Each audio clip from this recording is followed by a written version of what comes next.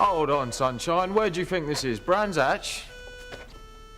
Hi, I'm Tom. You asked these questions.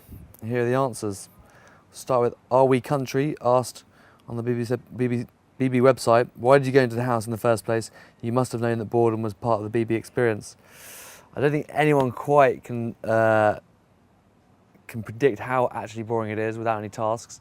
And when you're bored and feeling you're not really connecting with many of the housemates, sort of your mind wanders a little bit. So that's answer to the question. It's very, very boring. Honestly, I don't think you can ever estimate how boring it is. Marcus Clare at Official BB. Tom, did you leave when you found out Noreen was involved with Siavash and you had no chance? Come on, don't be silly. No chance. I want to move on from that one. Woody26 says, did you fancy Noreen before you went to the BB house, or was it just to wind Marcus up? Noreen's a pretty girl, good little body, sexy Irish accent. So no, I think she's an attractive girl, but I wasn't going to jump into bed with her without getting to know her and meet her on face value. But I think she may have a little game going on. Let you join your own conclusions on that one. TikTok says, Tom, why did you think it was necessary to say what you said to Sophie? Do you think it was a rather spiteful thing to say, knowing how much she really cares for him? Yeah, that was the point. Sophie's a lovely girl, and I think very misunderstood as a blonde bimbo. She's actually quite switched on, sweet girl, very naive, and I think she's going to get her fingers burnt. So she asked me many times, which may not have come across on the camera, but she asked me a number of occasions for my advice, and I felt the time was right to give it to her because she was very tempted to walk the last couple of nights. So no, I don't think it was cruel. The final man at Official BB asked, would you have stayed in the house if you'd known that Noreen was the real romantic possibility? I sort of knew that she was a romantic possibility, but I wasn't going to sort of fall into the love trap of Noreen and be one of her many disciples, so to speak. So no, that wasn't the reason whatsoever. I just felt I didn't connect.